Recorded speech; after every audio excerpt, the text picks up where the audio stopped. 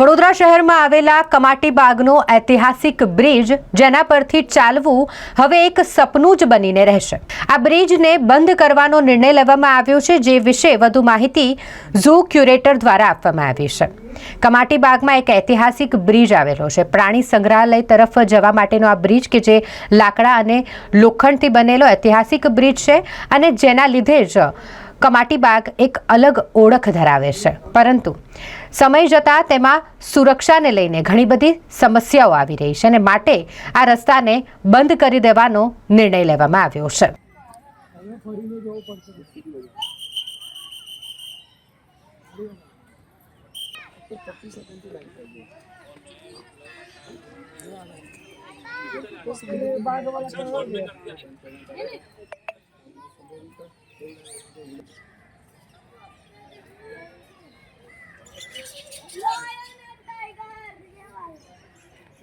નમસ્કાર, હું જણાવવા માંગીશ કે વર્ષ 2022થી જ હકીકતમાં આ બ્રિજ બંધ છે. ફક્ત ઝૂ સ્ટાફ અને સિક્યુરિટી સ્ટાફ આ બ્રિજનો ઉપયોગ કરી રહ્યા હતા, કારણ કે ડે ટુ ડે મેન્ટેનન્સ માટે ઝૂ જેમ બે ભાગમાં વહેંચાયેલું છે. અમને ઘણી આ બાબતે તકલીફ પડે તેમ છે, પરંતુ બ્રિજ પ્રોજેક્ટના કન્સલ્ટન્ટ દ્વારા બ્રિજને અનસેફ જાહેર કરવામાં આવેલ છે અને જેથી કરીને આના ઉપરનો સદંતર વ્યવહાર બંધ કરવાની અમને એ સૂચન મળેલ છે.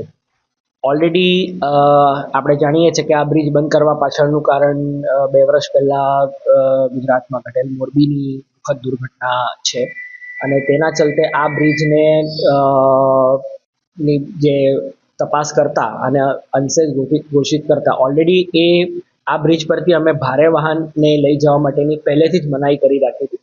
ફક્ત ઝૂનો સ્ટાફ ચાલીને અથવા 2 વ્હીલરથી અને અમારી જે ઈ રિક્ષા છે એ આ બ્રિજ પરથી અવર જવર હતી, પરંતુ હાલ અમે સદંતર એને પણ બંધ કરેલ છે.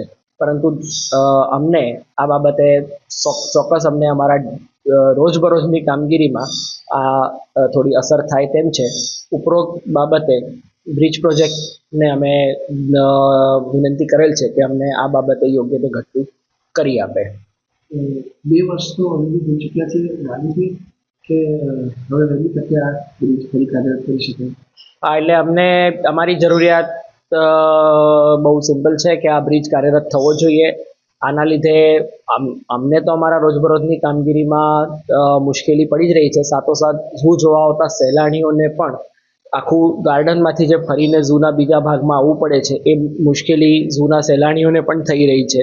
આ બાબતે અવારનવાર સહેલાણીઓનું અને સિક્યુરિટી બ્રિજ આગળ મૂકવામાં આવેલ સિક્યુરિટી સાથે વારંવાર ઘર્ષણના કિસ્સાઓ પણ બનતા હોય છે અને આ જે ઇન્કન્વિનિયન્સ થઈ રહી છે, આ અગવડતાને ચલતે આનું વહેલા તકે સકારાત્મક નિવારણ આવે એવી અમારી આશા છે.